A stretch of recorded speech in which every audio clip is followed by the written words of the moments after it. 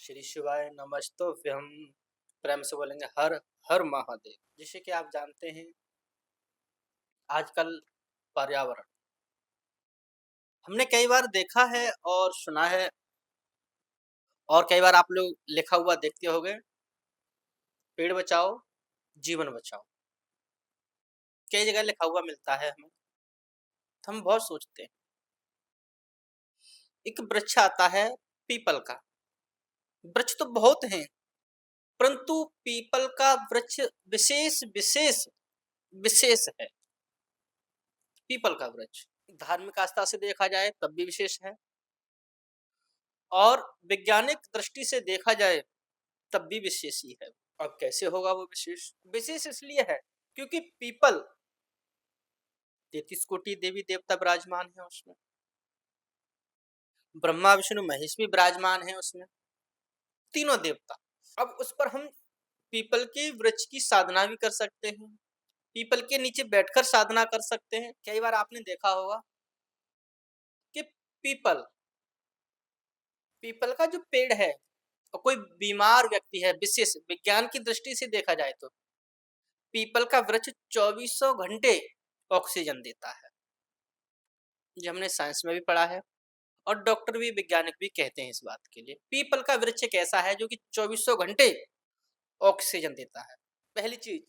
अब धार्मिक आस्था से देखा जाए तो उसमें 33 कोटि देवी देवता विराजमान है, उसका पूजन किया जाए। तो मैं एक छोटी सी कथा आपको सुना दूं, पहले एक उदाहरण के तौर पर, और सत्य घटना है ये। एक ब्राह्मण और एक ब्राह्मणी रहा करते थे, जिनके यहाँ कोई संतान नहीं थी, कोई भी संतान नहीं थी। तो बहुत जगह गए, बहुत जगह प्रार्थना की, बहुत जगह पंडितों के पास गए, बहुत जगह पता नहीं कहाँ कहाँ गए। कोई कुछ बताता है, कोई कुछ बताता है, वैद्यों के पास गए, डॉक्टरों के पास गए, बहुत जगह गए। परंतु किसी एक भक्त ने कि आप मैया पीपल के वृक्ष की सेवा करो। परंतु पति पत्नी दोनों मिल करके पीपल के वृक्ष की सेवा करने लगे। एक लोटा जल, एक लोटा एक लोटा जल चढ़ावें, धूप बत्ती के धूप दीप करें, और आराम से भगवान की साधना करें। काफी समय व्यतीत हो जाता है। तो उसके पति कहते हैं, अरे इतने वर्ष तो तुझे यहाँ सेवा करते करते हुए, क्या यहाँ तुझे पुत्र प्राप्ति होगी या भगवान प्रसन्न होंगे? मैया की आस्था थी, विश्वास था मैया को, मैया की आस्था, मैया का विश्वास। विचार करिए, धीरे धीरे कहा, हे स्वामी आप भी इंतजार करिए, उस विश्वास करिए। और जैसे उसने विश्वास किया, कुछ दिन सेवा की उसने, पीपल के वृक्ष में से आवाज आती है, हे ब्राह्मण, हे ब्राह्मणी, हम आपकी सेवा से बड़े प्रसन्न हैं, आप वरदान मांगो, जो आपका मन करे, जो आपकी इच्छा करे वैसा वरदान मांगो। तो ब्राह्मण और ब्राह्मणी ने कहा कि हे प्रभु, हे पीपल भगवान, हे ब्रह्मदेव भगवान, आप सब कुछ जानते, हमें कुछ नहीं चाहिए, बस केवल पुत्र प्राप्ति, यश प्राप्ति हमें चाहिए। अब विचार करिए आप, भगवान की कृपा से उन्हें वरदान मिला, पुत्र प्राप्ति का, संतान प्राप्ति का, वंश बढ़ाने का। ये पीपल महाराज की कृपा है, ब्रह्मदेव की कृपा है ये। अब आप खुद सोच सकते हैं, अगर कोई भी व्यक्ति साधारण तरीके से भी अगर जल चढ़ाता है पीपर बाबा पर, पीपर देव पर, वैसे ब्रह्मदेव भी कहा जाता है, पीपल का वृक्ष भी कह सकते हैं हम, और वैसे तो हम ब्रह्मदेव ही कहा जाता है, पीपल देवता भी कहे देते हैं।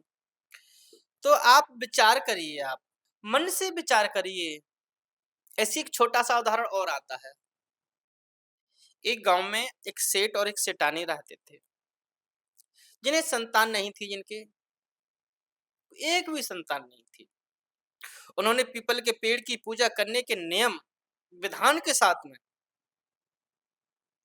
और हर रोज 12 कोस दूर जाकर पीपल को जल चढ़ाते, 12 कोस जाकर के जल चढ़ाते।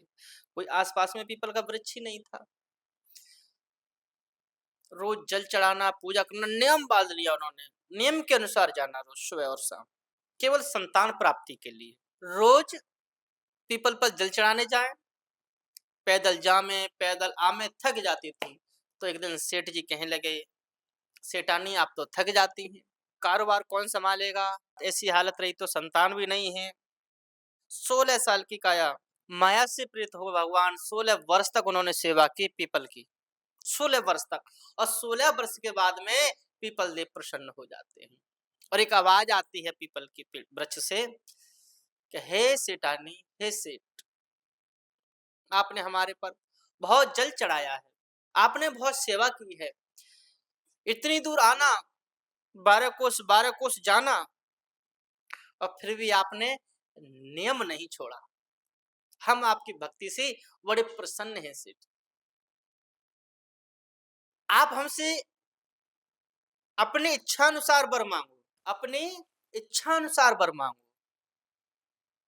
तो सेठ जी और सेठानी ने मन लगा करके कहा, पहले तो प्रणाम किया, प्रणाम करके और कहा, हे प्रभु, हमें वंश चलाने वाला चाहिए, हमें संतान चाहिए, हमारे कारोबार को देख सके, आगे भी आपकी ऐसी सेवा कर सके, हमें एक ऐसी संतान की प्राप्ति करा दो। सेठानी की बात सुन करके भगवान ने कहा, सेठ जी आपकी भी कोई इच्छा है? वृक्ष देवता बोले, आप भी मांग लो सेठ जी। सेठ जी ने कहा कि आप, हमारी पत्नी ने मांगा और हमने मांगा एक ही बात है, परंतु जो पत्नी ने मांगा है हम उसमें ही स्वीकार करते हैं, हमें ज्यादा न चाहिए, केवल संतान की प्राप्ति हो जाए, जो कि हमारा यश और हमारा नाम लेने वाला कोई आगे हो, हमारा वंश आगे चलता रहे। धार्मिक आस्था के अनुसार तथास्तु का आशीर्वाद देके वृक्षदेव शांत हो जाते हैं और आज समय अनुसार, समय के आने पर एक पुत्र को जन्म देती हैं सेठानी और बड़े अच्छे से कार्यभार चलता है। बोलिए भक्त और भगवान की जय, ब्रह्मदेव की जय। पीपल का वृक्ष आपने सुना होगा कई जगह, तो पीपल के वृक्ष में ग्रहों की अगर दिक्कत आ रही है तो आप वहां भी जाकर के जल चढ़ाएं पीपल के वृक्ष के नीचे। अगर शनि की भी ज्यादा दिक्कत है तो शनिवार के दिन मिट्टी का दीपक लेकर के, सरसों का तेल, काले तिल डाल करके, छोटा सा एक लोहे का टुकड़ा डालें उसमें और सरसों के तेल का दीपक जलाएं, इससे भी शनि और समस्त ग्रहों की शांति मिलती है। पीपल के वृक्ष के पास ज्योत जलाने से। अब जड़ में कौन रहते हैं? ब्रह्मा जी। उसकी जो शाखा जो होती है जिसको बोलते हैं पेड़, उसमें कौन रहते हैं? भगवान विष्णु। और जो डालियां हैं इस प्रकार से फैली हुई हैं उसमें भगवान शंकर वास करते हैं पीपल के वृक्ष में। अब विचार करिए आप, अगर आपको साधना करनी है, भगवान शिव की साधना करनी है, भगवान शिव के मंत्रों का सिद्ध करना है, उनका सही से उच्चारण करना सीखना है, ये आपको कोई विद्या सीखनी है, तो आप सुबह ब्रह्म मुहूर्त में केवल पीपल के वृक्ष के नीचे जाकर के उस चीज का अध्ययन करिए। और आप अगर साधना चाहते हैं तो पीपल के वृक्ष के नीचे जाकर के आप साधना करिए। अगर साधना आपकी कहीं पर 1 महीना या 2 महीना में सिद्ध होती है तो उसके आधे समय में ही पीपल के वृक्ष के नीचे साधना करने से सिद्ध हो जाती है। पीपल के नीचे आप जल चढ़ाते हैं, साथ में ही कई जगह आपको देखने को मिलती हैं अर्घ देते हैं। हम जब जल चढ़ाते हैं तो कई प्रकार के हमारे शरीर के रोग नष्ट हो जाते हैं, कई प्रकार के रोग नष्ट हो जाते हैं जब हम पीपल पर जल चढ़ाते हैं। एकदम अमृत स्वरूपा जल हम चढ़ाते पीपल देव को हैं, परंतु वो हमारे शरीर पर आके लगता है, रोग मिट जाते हैं पीपल के प्रत्येक तत्व से, पीपल की छाल से, पीपल के पत्तों से, पीपल की जड़ से, पीपल के फूल से, पीपल के बीज से, प्रत्येक अंग पीपल का औषधि है, दवाइयों में काम आता है। एक एक पीपल की चीज, एक एक एक तिनका भी पीपल की, एक लकड़ी भी, वो भी औषधि में काम आती है। आपने सुना होगा पीपल पे जटाएं होती हैं, पर देखी नहीं होंगी, हमने देखी है। पीपल की जटाएं होती हैं, वो पीपल बड़ा भाग्यशाली होते हैं, लाखों में एक पीपल मिलेगा आपको, लाखों करोड़ों में भी एक मिल जाता है जिसकी जटाएं होती हैं। उन जटाओं से तमाम दुनिया के रोग नष्ट हो जाते हैं। उसका हम आपको उपाय बताएंगे बहुत जल्द। पीपल की जटाओं को किस प्रकार से हमें इस्तेमाल करना है, उनका यूज करना है, और किस प्रकार की बीमारी ठीक होती है उनसे। और सबसे महत्वपूर्ण बात तो यह है कि पीपल की जटाओं से जब जेठ मास की गर्मी पड़ती है, जब लू पड़ती है, उस भीषण गर्मी में सबसे ज्यादा कारगर आती दवा आती है, किसी भी प्रकार की बीमारी क्यों ना हो। लाखों लोग इस दवाइयों का यूज करते हैं और लाखों करोड़ों रोग इस दवा से, इस वृक्ष से ठीक होते हैं। तो आप बताइए वो पीपल देव है या नहीं? मैं नहीं कह रहा, ये साइंस भी कह रहा है और हमारी वैदिक आस्था भी कह रही है।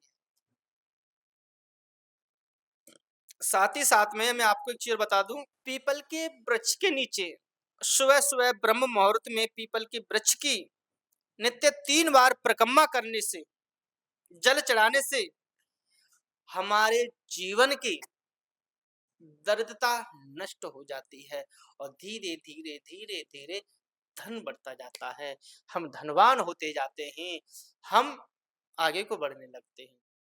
ब्रह्म मुहूर्त में जल चढ़ाएं, 3 परिक्रमा करें आप, किसकी?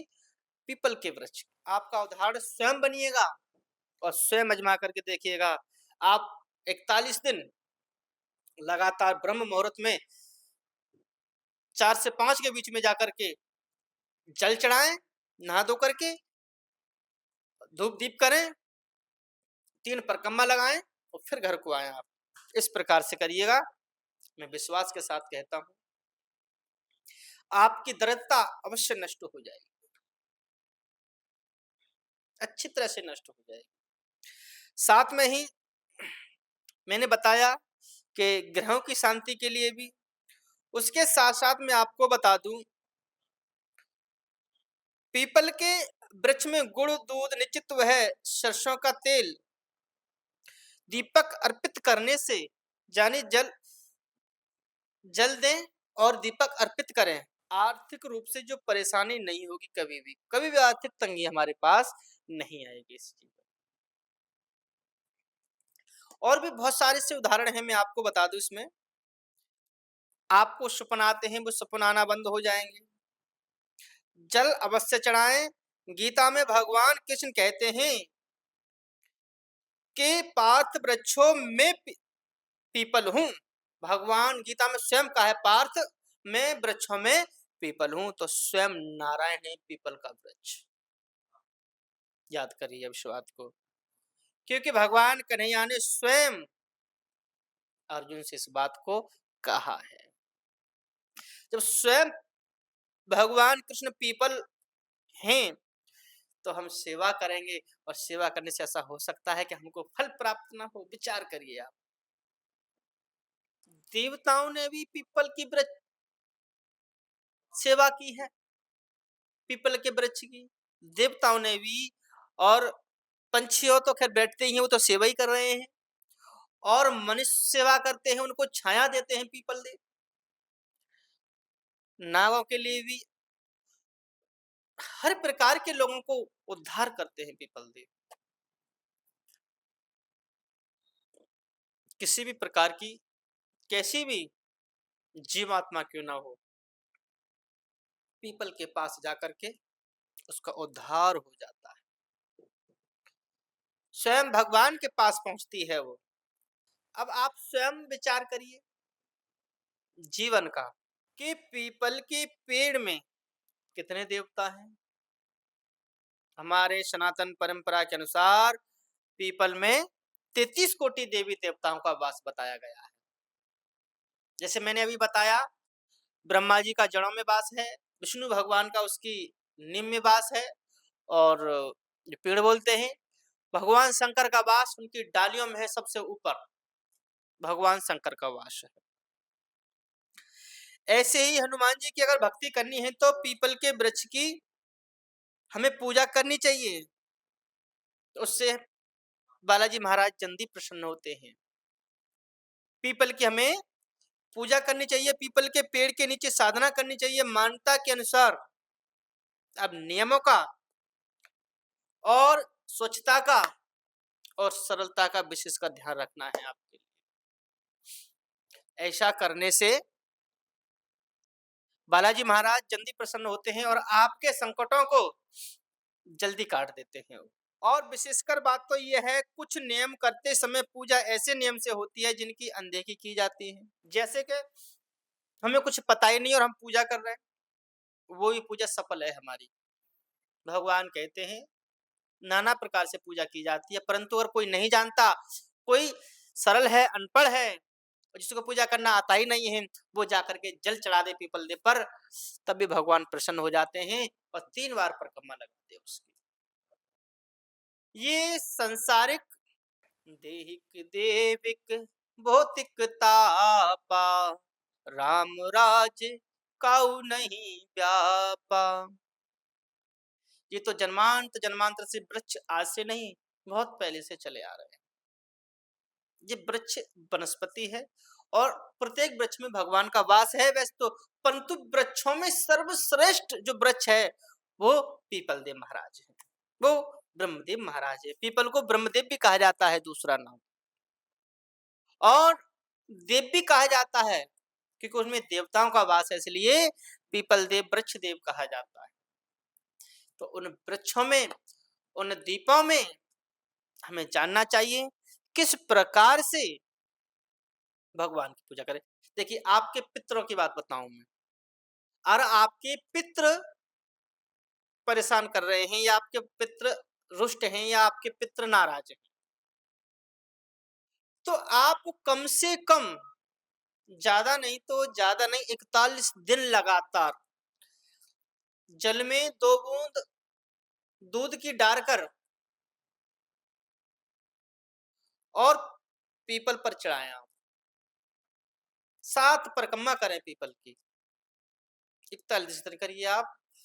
वही पितृ हमारे जो हमसे नाराज हैं, वो खुश होकर के हमें आशीर्वाद प्रदान करते हैं, पितृ दोष से मुक्ति मिल जाती है हमें। पीपल के कई और भी उदाहरण हैं। भूत प्रेत बाधा अगर किसी व्यक्ति को है और पीपल बाबा पर जाते हैं, पीपल पर जाते हैं, पीपल के वृक्ष के पास आप जाते हैं, उसकी साधना करते हैं, ब्रह्म मुहूर्त में जाकर के, उस भूत प्रेत बाधा से भी आपका छुटकारा, वो भी बहुत दूर भाग जाते हैं वहां से, क्योंकि स्वयं ब्रह्मा, स्वयं विष्णु और स्वयं शंकर उस वृक्ष में वास करते हैं।